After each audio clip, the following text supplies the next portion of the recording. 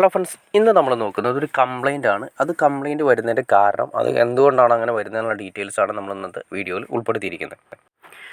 നമ്മൾ പല ബാത്റൂമുകളും നമ്മൾ യൂസ് ചെയ്യുന്ന സമയത്ത്, പല ബാത്റൂമുകളും വർഷങ്ങൾ കഴിയുന്ന സമയത്ത് നമ്മൾ ഈ ട്രാപ്പ് ഇരിക്കുന്ന ഏരിയകൾ, അതായത് കുളിക്കുന്ന വെള്ളം പോകുന്ന ട്രാപ്പ് ഇരിക്കുന്ന ഏരിയകളിൽ അവിടെ ടൈല് താഴ്ന്നു പോകാനും പൊട്ടിപ്പോകുന്നതായിട്ട് കാണാൻ സാധിക്കും. അതായത് ആ ഏരിയ ജസ്റ്റ് താഴ്ന്നു പോകുന്നതായിട്ട് നമുക്ക് ഫീൽ ചെയ്യും. അതായത് താഴ്ന്നു പോയി അതിൻ്റെ മണ്ണ് പോയതിന് ശേഷം ആ ട്രാപ്പ് താഴേക്ക് പോകും. അപ്പോൾ പിന്നെ പതുക്കെ ആ പറയുന്ന ഏരിയയിൽ, അത് ഗ്രൗണ്ട് ഫ്ലോറിലാണ് നമുക്ക് കൂടുതൽ എഫക്റ്റ് ചെയ്യുന്നത്. മണ്ണ് താഴേക്ക് ഇരുന്ന് കഴിയുന്ന സമയത്താണെങ്കിലും അതല്ലെങ്കിൽ നമുക്ക് ഈ പറയുന്ന ആ ഏരിയയിൽ ടൈല് പൊട്ടിപ്പോകുന്നതായിട്ട് കാണാൻ സാധിക്കും.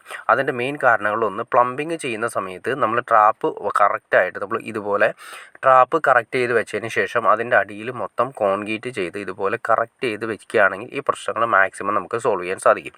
അതായത് സൈഡിൽ കറക്റ്റായിട്ട് കണ്ടോ, ഇതിപ്പോൾ 2 ട്രാപ്പ് ഇവിടെ വരുന്നുണ്ട്. അതായത് ക്ലോസറ്റിൻ്റെ ഏരിയയിലുള്ള ട്രാപ്പ് വരുന്നുണ്ട്, അതുകൂടാതെ തന്നെ കുളിക്കുന്ന ഏരിയയിലുള്ള ട്രാപ്പ് വരുന്നുണ്ട്. അത് വേറെ ഒന്നുമില്ല, ഇവിടെ ഒരു ഗ്ലാസിൻ്റെ പാർട്ടീഷൻ വരുന്നുണ്ട്. അതുകൊണ്ടാണ് അങ്ങനെ ചെയ്തിരിക്കുന്നത്.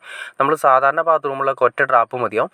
അപ്പോൾ ആ ട്രാപ്പിൻ്റെ ഏരിയ നമ്മൾ പിടിപ്പിക്കുന്ന സമയത്ത് ജസ്റ്റ് മണ്ണിട്ട് ഫില്ല് ചെയ്യാതെ ആദ്യമേ തന്നെ അതിൻ്റെ ട്രാപ്പ് വയ്ക്കുന്ന ഏരിയയിൽ തന്നെ ട്രാപ്പിൻ്റെ അടിയിൽ പറ്റുമെങ്കിൽ നല്ല രീതിയിൽ പാക്ക് ചെയ്ത് കൊടുത്തതിന് ശേഷം നല്ല രീതിയിൽ കോൺക്രീറ്റ് ചെയ്ത് ഉറപ്പിക്കണം. കോൺക്രീറ്റ് ചെയ്ത് ഉറപ്പിച്ചില്ലെങ്കിൽ എന്ത് സംഭവിക്കുന്നത് വെച്ചാൽ, മണ്ണ് താഴേക്കാണെങ്കിലും പെട്ടെന്ന് ഇരുന്ന് പോയി കഴിഞ്ഞാൽ പോലും നമുക്ക് ഈ കോൺക്രീറ്റ് നല്ല സ്ട്രോങ് ആണെങ്കിൽ കോൺക്രീറ്റിൻ്റെ രീതിയിൽ തന്നെ അടി നല്ല രീതിയിൽ തന്നെ സ്ട്രോങ് ആയിട്ടിരിക്കും.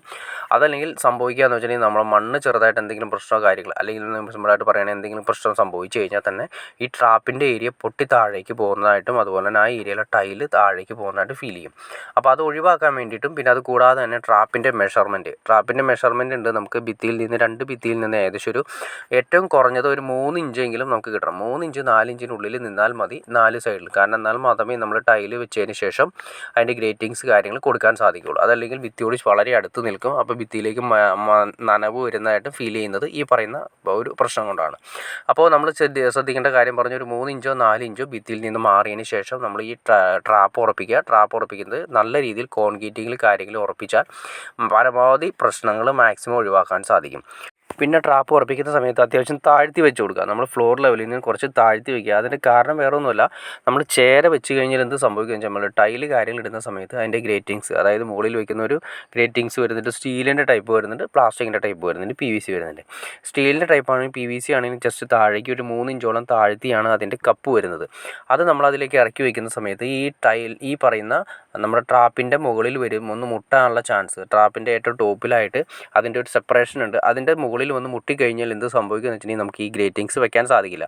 അപ്പോൾ എന്ത് ടൈല് ചെയ്യുന്ന വ്യക്തികൾ എന്ത് ചെയ്യുമെന്ന് വെച്ചിട്ടുണ്ടെങ്കിൽ, ചിലപ്പോൾ അതിൻ്റെ അകത്ത് വരുന്ന ആ ഫിറ്റിങ്സ്, ഒരു ട്രാപ്പിൻ്റെ അകത്ത് വെള്ളം ജസ്റ്റ് കെട്ടിക്കിടക്കണം. എന്നാൽ മാത്രമേ കുറച്ച് ഒരു ഇഞ്ച് അല്ലെങ്കിൽ 1.5 ഇഞ്ചോളം വെള്ളം കിടന്നാൽ മാത്രമേ നമ്മുടെ ബാത്റൂമിൻ്റെ അകത്തേക്ക് സ്മെല്ല് വരാത്ത രീതിയിലാണ് അത് സെറ്റ് ചെയ്തിരിക്കുന്നത്.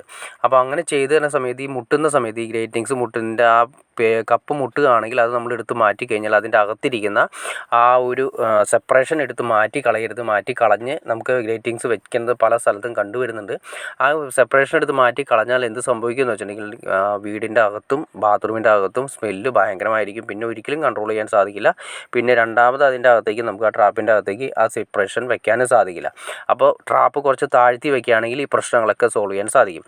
ഇതെല്ലാം തന്നെ നമുക്ക് വരുന്ന കംപ്ലയിൻറ്റുകളിൽ മെയിൻ കാരണങ്ങളിലൊന്നാണ്. അപ്പോൾ നിങ്ങളത് ശ്രദ്ധിച്ചാൽ നിങ്ങൾക്കത് മാക്സിമം ഒഴിവാക്കാൻ സാധിക്കും. അപ്പോൾ നിങ്ങൾക്ക് വീഡിയോ ഇഷ്ടപ്പെട്ടെങ്കിൽ തീർച്ചയായിട്ടും ലൈക്ക് ചെയ്തേക്കുക, ഷെയർ ചെയ്തേക്കുക, ചാനലൊന്ന് സബ്സ്ക്രൈബ് ചെയ്തേക്കുക.